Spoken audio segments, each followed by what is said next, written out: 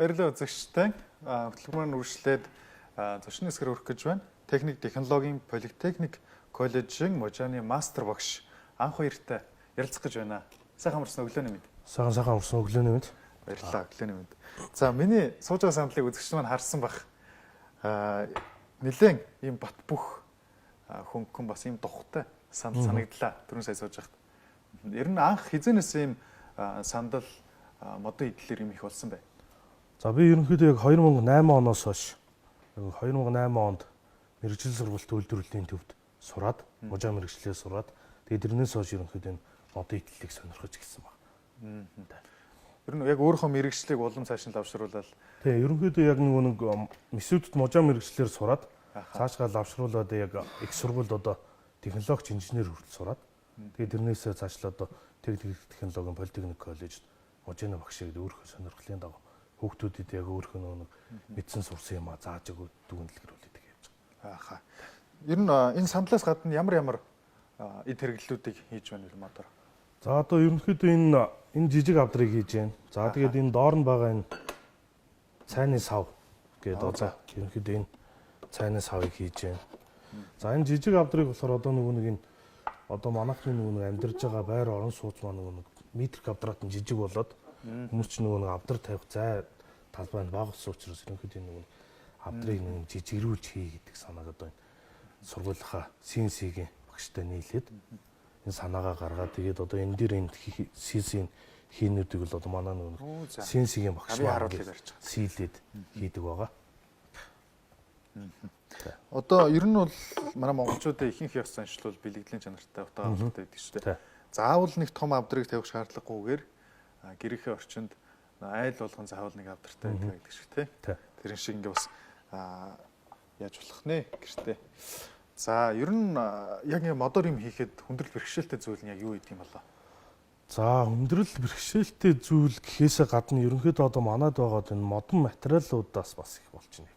За гой модон идэлэл хийх юм бол одоо энэ материалын чанар маш чухал болж байгаа. Ер нь мод маань нэг байнга амьсгалдаг юм хэв ажилтанд ордог материал واخгүй түүхэд материал. Тийм учраас яг нэг зөв боловсруулсан, зөв хатаасан түүхэд бэлдсэн материал бас бидэрт маш их хэрэгтэй. Тэгээд бас өнгөлгөө одоо модон идэл дээр ч заавч нүуний гадаргуугийн өнгөлгөө хэрэгтэй нөгөө зохиолт юунаас хамгаалсан. Тэгээд тэр өнгөлгөөний материал болоод бас их чухал. Нэг одоо энэ дотор тавилганууд гэхэд одоо хүний эрүүл мэндэд эрэг нөлөөтэй ч жишээ нэ тийм байх хэрэгтэй. Моднуудад одоо энэ сандлын хувьд ямар модоор хийсэн? За энэ болохоор яг импортын юм хавтан материал байгаа. За. Тий, яг импортоор оруулж ирдэг. Одоо манайхан бол яг гадуурны ярьж байгаа нь бол одоо юм дүүб хавтан гэж ярьж байгаа юм да. Тийм зигзаг хавтан гэдэг. Энэ маань болохоор одоо хатуулаг өндөртэй. Тийм тэгээд одоо боловсруулалт юм хийхэд өнгөлгөө сайн авдаг юм материал. Хичнээн хүн одоо яг хамтраад одоо жижиг дунд бизнес гэж ярьдаг шүү дээ тийм. Яг хийж байна вэ? Одоо энэ сандлыг бүтээхэд хэдэн гаруй оролцсон? Энэ сандлыг бол одоо өнгөрсөн үйл манай сургуулийн барилга хөсрөлтийн мужааны техникчийн ангийн оюутнууд яг төгсөлтийн ажлаар сургуулийн номын сангийн төгсөлтийн ажилд хийсэн. Хоёр хүүхэд хамтраад 6 ширхэг юм сандал хийсэн. Тий. Яг дотоодхоо яг одоо өөрсдөө хэрэгцээн зориулж хийсэн сандал гэсэн. Одоо энэ түвшлэгийн хувьд ч гэсэн ингээд харуулах юм бол ингээд хөдлөөд тийм яг одоо энэ хүн суугаад одоо энэ нэг өөрсдөө нэг хүүхдүүд маань нэг төгсөлтийн ажлыг нэг судалгаа хийдэг байхгүй. Тэрнтэй холбоотой нэг хүний эргономикт ингээд зориулаад яг нурууг амрах зорилттой. Нуруу амрах зорилттой. Тэгээд энэ суугаад одоо энэ нэг хөл мөл ингээд чилэхгүй байгаас тийм дахимаар.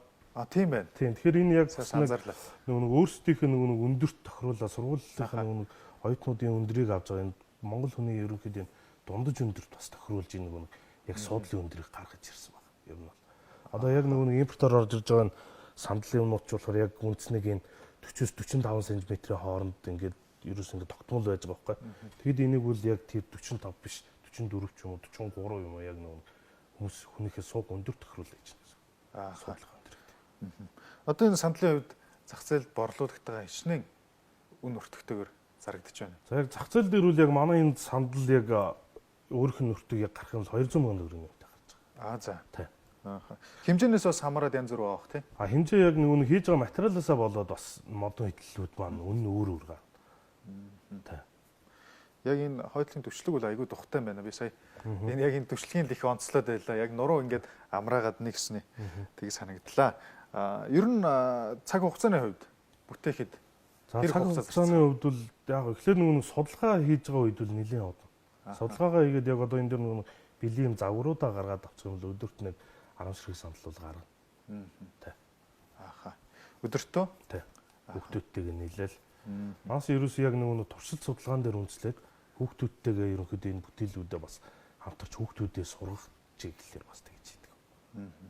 Яг энэ модоор идэл хийгээд бас нийгэм зах зээлд борлуулад явж байгаа хүний хувьд ер нь энэ заавал энэ бусад одоо импортинг гэдэг юм уу? Бусад төрлийн сандал одоо полиэстер шахмал одоо байдлын тийм сандал одоо төмрийн сандал энэ мэт зүйлсүүдээс яг модон сандал гэдэг энэ зүйлийн маань өөрийн давуу тал нь яг таны хувьд юу гэж хардаг вэ? Яг энэ модон сандлын хувьд бол бусад сандлуудыг бодвол одоо эрүүл мэндэд хэрэгтэй.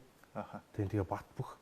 Ерөнхийдөө одоо модч нөгөө ингээл буцаагаад одоо энэ нөгөө өнгөлгөө юм муудлах буцаагаад зүлгээд боловсруулаад дахиад өнгөлгөөг нь сэргээд өнгийг өөрчлөөч юм те.